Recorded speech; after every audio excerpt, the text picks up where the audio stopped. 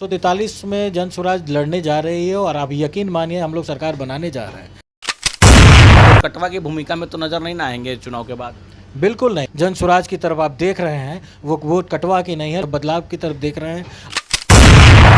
दलित बच्ची का रेप हुआ और हॉस्पिटल के बाहर उसकी देहांत हो गई, तो देहांत जिसने रेप किया उसने तो जघन्य अपराध तो किया ही, मगर जिस बच्ची को हॉस्पिटल के दरवाजे पे उसकी मृत्यु हो जाए तो सीधा सीधा ये स्वास्थ्य हॉस्पिटल के लोगों का ही जिम्मेवारी है कि उनकी मृत्यु उनकी वजह से हुई है। तो जाम को लेकर मरीन ड्राइव बना दिया गया, जेपी गंगा सेतु बनाया गया, जाम को लेकर कई सड़कें बनाई गई, कई पुल पुलिया बनाया गया ताकि एकदम कनेक्टिविटी पटना से पटना सिटी का जुड़ जाए।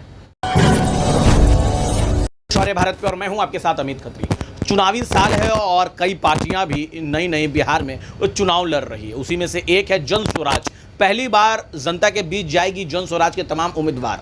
जैसा कि जन स्वराज के संस्थापक ने दावा किया है कि 243 सीटों पे हम चुनाव लड़ने जा रहे हैं। उसी में से एक सीट आता है पटना साहिब का भी, जहां पिछले कई वर्षों से भाजपा का कब्जा है। इस बार जन स्वराज के टिकट से दावा ठोक रहे हैं रंजीत प्रभाकर यादव। वो हमारे साथ है, आइए बात करते हैं उनसे। क्या कुछ ब्लूप्रिंट है और किस तरह से पटना साहिब का विकास करेंगे, क्या कुछ मुद्दे लेकर जनता के बीच वो जाएंगे। सर स्वागत है सबसे पहले तो आपका। धन्यवाद आपका। कि आप जन स्वराज से अपनी उम्मीदवारी को लेकर पटना साहिब में जा रहे हैं, क्या सही है या क्या कहेंगे? जी देखिए, बिल्कुल, मगर ये तो तय करना है शीर्ष नेतृत्व को, और मेरा मन है कि मैं जन स्वराज से पटना साहिब से चुनाव लड़ूं। अब आगे नेतृत्व जो तय करती है उसी तरह से काम करूंगा।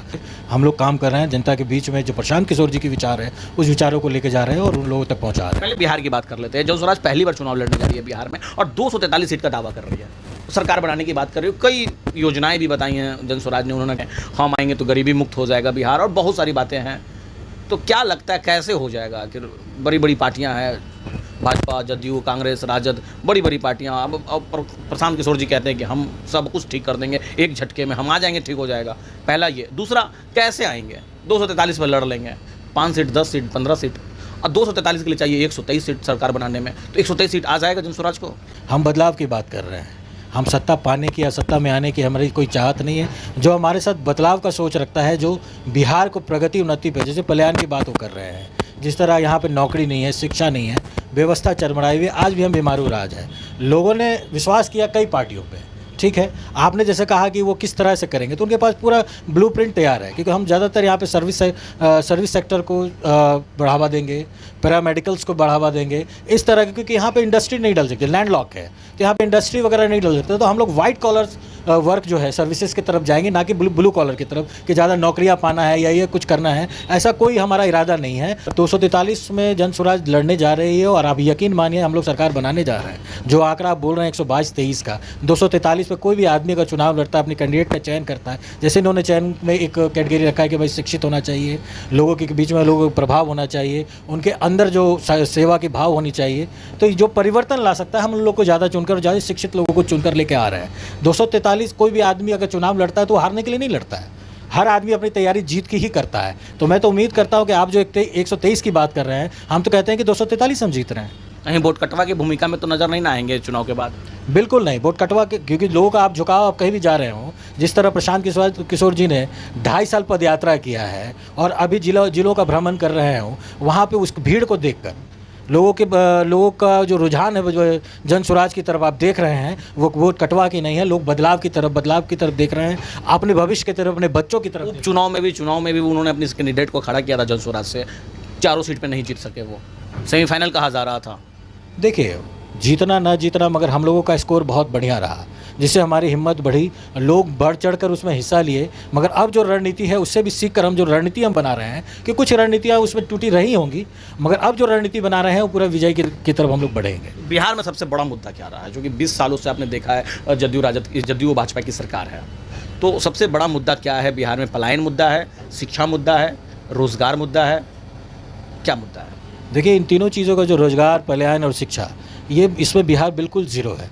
अभी तक आपने देखा होगा कि जिसकी भी सरकार रही, पहले लालू जी की सरकार रही, अब नीतीश जी की सरकार रही, इन सेक्टर में इन्होंने कोई काम नहीं किया। सिर्फ इनको दिखाने के लिए इनके पास क्या है? बिजली, सड़क।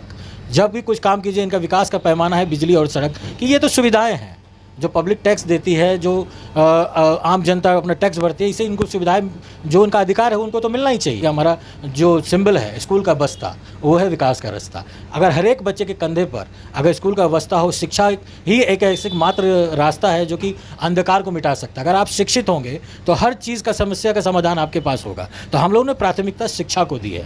जैसे उन्होंने कहा कि हर ब्लॉक में, प्रखंड में एक स्कूल, हम लोग जैसी सरकार आएगी एक स्कूल हम लोग डालेंगे जो कि नेतरहाट के तर्ज पे रहे। क्या लगता है बिहार में, जैसा कि आपने कहा कि बिजली और सड़क ही एक मुद्दा रहा और बना है अब तक, सिर्फ मतलब स्वास्थ्य के नाम पे जो भी योजनाएं बनी हैं, आप देखिए कि आम जनता को जिनकी मूल सुविधाएं, जिनकी ज़रूरत है, अंतिम पंक्ति में बैठा हुआ आदमी आज भी वहाँ नहीं पहुँच पाता है। स्वास्थ्य व्यवस्था बिल्कुल चरमराई हुई है। इसमें भ्रष्टाचार ही भ्रष्टाचार है।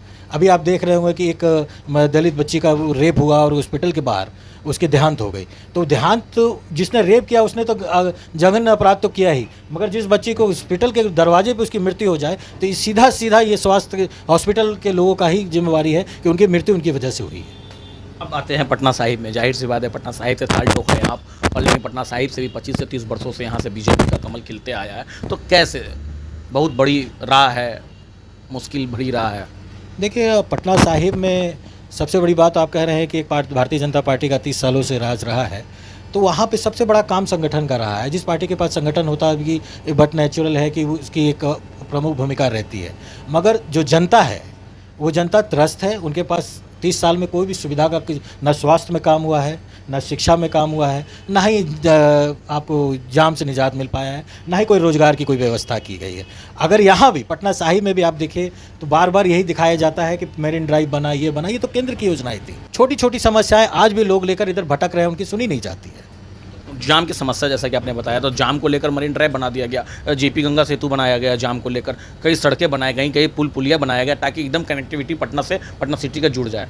तो जाम को तो लेकर सरकार, जो माननीय विधायक जी हैं, उनका कहना है कि हमने जाम को लेकर काम किया। स्वास्थ्य को लेकर उन्होंने कहा है कि गुरु गोविंद सिंह अस्पताल को एक मॉडल अस्पताल बनाने का काम किया। पर्यटन के क्षेत्र में जब वो थे तो पर्यटन के क्षेत्र में उन्होंने कहा कि मंगल तालाब को विकसित करने का काम किया। तो उनका कहना है, जो अभी वर्तमान के जो विधायक है माननीय, उन्होंने कहा कि हमने तो काम किया है, और आप कह रहे हैं काम ही नहीं हुआ। ठीक है, आपने एग्जाम्पल आप मंगल तालाब का ले लीजिए। आज 30 साल हो गया, कितनी बार उस मंगल तालाब का निर्माण हुआ और कितनी बार उसकी दशा बिगड़ी। आज मंगल तालाब में देखिए वाटर लॉगिंग उसी तरह है। आप सुबह वॉकिंग पे जाते हैं, कोई आदमी टहलने जाता है तो उससे वस्तुतः स्थिति आप खुद भी जाकर देख सकते हैं क्या स्थिति है वहाँ का। आज मंगल तालाब की वही स्थिति थी जो 30 साल पहले थी। तो हमें कहीं सुधार दिखता नहीं है। और जहाँ तक पर्यटन की बात है तो पर्यटक कहाँ आ रहे हैं? पर्यटन आपको किस तरह कहाँ दिख रहा है? जो सरकारी योजना है, जो सरकार की योजना है, 351 प्रकाश उत्सव होता है, उसमें आप देखेंगे कि कुछ सैलानी आते हैं जो कि एक वो वर्षों से चलता है, उसमें कहीं किसी का सरकार का बहुत ज़्यादा योगदान नहीं रहा है। हाँ, नीतीश कुमार जी ने ये किया है कि जिस तरह से उन्होंने 350वां वर्ष मनाया था, उसमें सैलानी बाहर से आए, कुछ तस्वीरें बदली, मगर आज भी एक बिहारी बाहर जाता है तो उसको एक बिहारी कहलाने में शर्म आता है। पटना साहिब में मूल समस्याएं क्या आपको लगता है? जाम को लेकर तो जेपी बन गया, फिर भी मूल समस्याएं क्या है पटना साहिब के लिए? पटना साहिब की मूल समस्या है यहाँ का रोज़गार चाहिए, शिक्षा चाहिए और स्वास्थ्य चाहिए। कुछ चीज़ों में पटना साहिब बिल्कुल जीरो है, मतलब शून्य है, कोई काम नहीं हुआ। किसी भी हॉस्पिटल में आप चले जाइए, गुरु गोविंद सिंह हॉस्पिटल में अगर आप जाते हैं उस पर, तो वहाँ पे कोई व्यवस्था चरमराई हुई है। कोई पेशेंट जाता है उसको फिर भाग के जाना पड़ता है, एनएमसीएच भागेगा, अगर वहाँ नहीं भागा तो पीएमसीएच भागना पड़ता है, वो भटकना पड़ता है लोगों पे। स्थिति जर्जर है, वहाँ पे कोई सुविधा लोगों को मिल नहीं पा रही है। सिर्फ योजनाओं पे ये लिखा हुआ है कि ये चालू कर दिया गया है, मगर कोई योजनाएं अभी वहाँ पे शुरू नहीं। फिर भी 25 से 30 वर्षों से जनता का आशीर्वाद मिल रहा है माननीय को। संगठन का जोर है। भारतीय जनता पार्टी एक बड़ी पार्टी है जिसकी वजह से यहाँ पे आपके पास वो संगठन है। भारतीय जनता पार्टी की जो बात आप कर रहे हैं, इस संगठन से चुनाव जीता जाता है, तो लगता है जन स्वराज का पटना साहिब में कोई संगठन है? देखिए, अभी क्या है कि अभी बदलाव का, जो मैं लोगों से मिल रहा हूँ, लोगों में एंटी इनकम्बेंसी है, लोगों में एक बदलाव का चाहत है। लोग चाहते हैं कि परिवर्तन होना चाहिए, क्योंकि परिवर्तन इसलिए होना चाहिए कि 30 साल से जो 1 साल का बच्चा था आज 30 साल का हो गया, उसके जीवन में कोई भी बदलाव नहीं आया। वो देख रहा है कि हम जैसे यथा ज़िंदगी जैसे जी रहे हैं, लगता है कि इच्छा ही खत्म हो गई कि कोई बदलाव आनी चाहिए। मगर इस बार जो मजबूत विकल्प प्रशांत किशोर जी की नज़र में लोगों को मिला है, प्रशांत जी को लोग सुन रहे हैं, समझ रहे हैं, तो ये एक उम्मीद तो जागी है पटना साहिब में कि शिक्षा, स्वास्थ्य में और परिवर्तन आएगा, रोजगार मिलेगा। तो इस उम्मीद से लोग इसकी तरफ देख रहे हैं और हम लोग काम कर रहे हैं और संगठन भी मजबूत विकल्प की बात कर रहे हैं, तो मजबूत विकल्प प्रशांत किशोर ही क्यों, राजद कांग्रेस क्यों नहीं? देखिए, राजद कांग्रेस के पास कोई एक दूसरे के कंधे पे चल के चलने वाले लोग हैं। इनके पास कोई विज़न नहीं है। आज इनके नेता को देख लीजिए, तेजस्वी जी को देख लीजिए, इनके पास कोई विज़न नहीं है।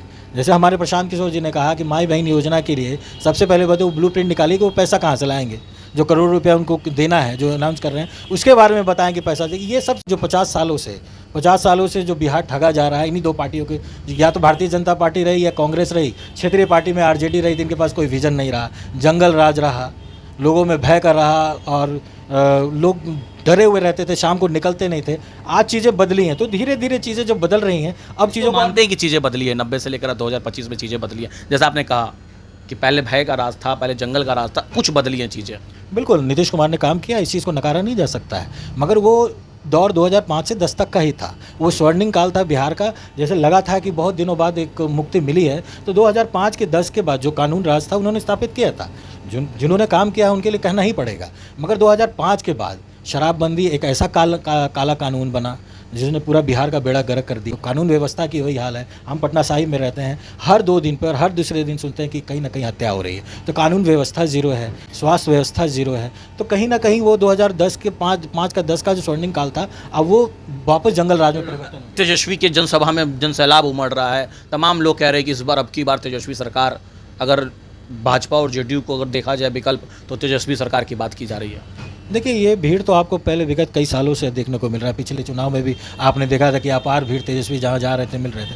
तो भीड़ गारंटी नहीं होता है कि वो आपके वोट में चेंज हो, क्योंकि जब तक आप एक विज़न नहीं देंगे, लोगों के में अपना एक विश्वास नहीं जताएंगे, तब तक वो आपको वोट नहीं करती है। भीड़ ले आना, भीड़ को इकट्ठा करना, भीड़ तो हम भी चाहेंगे तो किसी को हायर कर लेंगे, किसी को बोल देंगे कि भाई 200-300, चाहे भीड़ तो भाड़े पे भी आती, तो उस भीड़ कोई पैमाना नहीं है कि आपको जीत दिलाए। पटना साहिब में भी हम देख रहे हैं, पिछले कई दिनों से आप घूम रहे हैं और जनसंपर्क अभियान चला रहे हैं, लोगों के बीच जा रहे हैं, तो क्या लगता है किस तरह का फीडबैक मिल रहा है और लोगों में क्या कुछ आश्वासन दिया जा रहा है, क्या कुछ कह रहे हैं लोग? देखिए, जैसे मैं जनसंपर्क कर रहा हूँ, लोगों से मिल रहा हूँ, लोग खुद चलकर बाहर आते हैं, और जैसे ही मैं उनको अपने कैलेंडर्स या अपने बारे में बताता हूँ, अपने नेता के बारे में बताता हूँ उनको कि हम लोग ये योजना लेके आ रहे हैं, इन पर हम कल्याण, शिक्षा पे, रोजगार पे हम काम करने वाले हैं, लोग बोलते हैं कि हम सुन रहे हैं और हमको पूरी उम्मीद है कि ये परिवर्तन लाएगा। आप निश्चिंत रहिए, प्रत्याशी कोई भी हो, मगर इस बार जन स्वराज पटना साहिब में जीत दर्ज करेगी। तो ये थे हमारे साथ पटना साहिब के भावी प्रत्याशी रंजीत प्रभाकर, जो कि बता रहे थे किस तरह से पटना साहिब का वो विकास करेंगे और कैसे शिक्षा की अलग जगाएंगे। जाहिर सी बात है, शिक्षित समाज पूरे संसार को शिक्षित कर सकता है। एक व्यक्ति अगर शिक्षित हो जाएगा तो पूरा समाज शिक्षित हो जाएगा। उन्होंने साफ कहा कि स्वास्थ्य, शिक्षा और रोजगार पे अब बात करने की ज़रूरत है। पटना साहिब में पिछले 25 वर्षों से ना रोजगार मिला है और ना ही स्वास्थ्य की समस्याएं दुरुस्त हुई है। मतलब जाहिर सी बात है, उन्होंने साफ कहा कि अब की बार बदलाव की स्थिति है और तमाम लोगों से मिल रहे हैं। उन्होंने साफ कहा है कि इस बार पटना साहिब में बदलाव हो, स्वराज की सरकार होगा। बने रहें के उज्जवल भविष्य के लिए एक प्रयास है यूसी मैथ्स। यूसी मैथ्स बच्चों के बेसिक स्किल्स को शार्पन करने में काम कर रहा है। UC maths is a abacus based whole brain development programme जो 5 से 13 साल के बच्चों के लिए है। Our first branch is Kids Temple School, Kachori Gali, Patna City, and second branch is Manoranjan Panchayat Bhavan, Charital, Pachim Darwaja, Patna City, and our contact number is 790-3433-032. अटूट विश्वास, शुद्धता का एक अनमोल रिश्ता, खूबसूरती का। जगमोहन लाल शिवरत्न लाल ज्वेलर्स 105 वर्षों से आपके भरोसे का प्रतीक। गोल्ड और डायमंड के अति सुंदर मन लुभावन गहनों के साथ हमारे यहाँ है हैंडक्राफ्टेड ज्वेलरी, सिल्वर ज्वेलरी एवं स्टोन्स की संपूर्ण range. Complete hallmark jewellery showroom. खुल के मनाइए खुशियाँ जगमोहन लाल शिवरत्न लाल ज्वेलर्स के साथ, पटना सिटी चौक, पटना।